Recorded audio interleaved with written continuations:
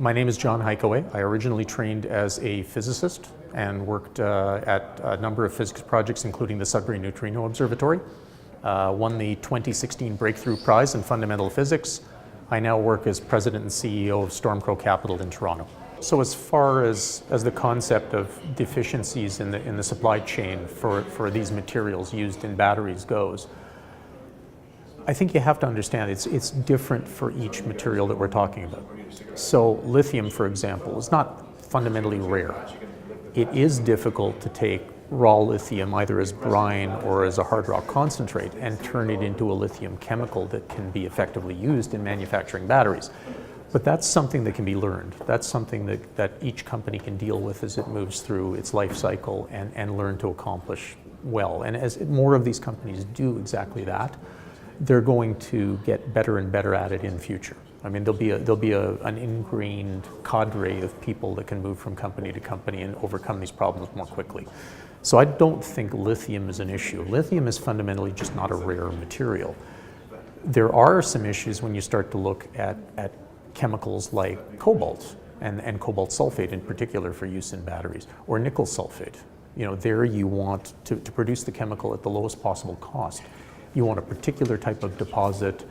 You want a particular grade and quality of material to be able to do this cost effectively.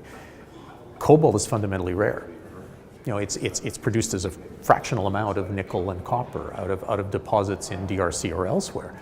So you have significant deficiencies in the future potentially. And the other problem with cobalt in particular is the other end uses, the common end uses, are in superalloys that are used in high temperature heat boxes for jet turbine engines and similar applications, and for combination with ceramics in cutting tools for the steel industry.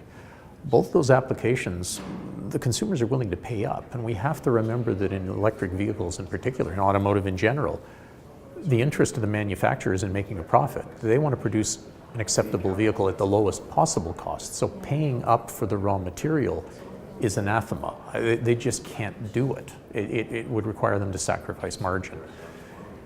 To ask them to do it, purposely, to keep bidding up cobalt, to basically be able to produce the batteries, to produce the vehicles that they're selling, it just doesn't work. One of the more fundamental and interesting things I think we're going to see over the next couple of years, because Toyota is working on them, various Chinese companies are working on them, the Japanese and American companies are working on this as well, is the solid-state battery. The concept of replacing the liquid electrolyte in a lithium-ion battery with a ceramic or polymer solid. The idea here is I can produce a battery that's safer than anything that's been made before, which is a wonderful development. But the real marquee aspect of this, the highlight of this, is the ability to produce a much thinner cell. And as you make each individual cell much thinner, you're effectively raising the energy density of the battery. You're allowing more energy to be crammed into a much smaller package. When you do that, you start to allow for the possibility that some of the battery chemistries that we've kind of left by the wayside when it comes to electric vehicles may in fact be the ones that get adopted and used in the future in this solid-state battery form.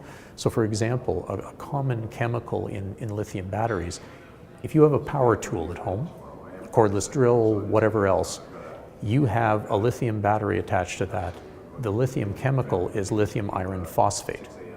Very good at producing power, very good at recharging quickly, doesn't carry a lot of energy. Now, that's in present lithium battery form. If we make that into a solid-state battery, the effective energy density of a lithium iron phosphate battery is actually higher than it is for many of the nickel, manganese, cobalt formulations that we're using today.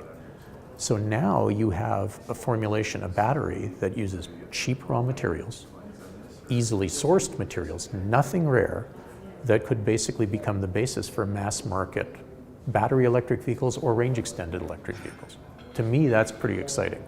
So that development of the solid state battery is going to be a crucial thing to watch over the next few years, because it's going to dictate not only how successful the electric vehicle industry can be overall, but the demand for raw materials that's going to go into those electric vehicles.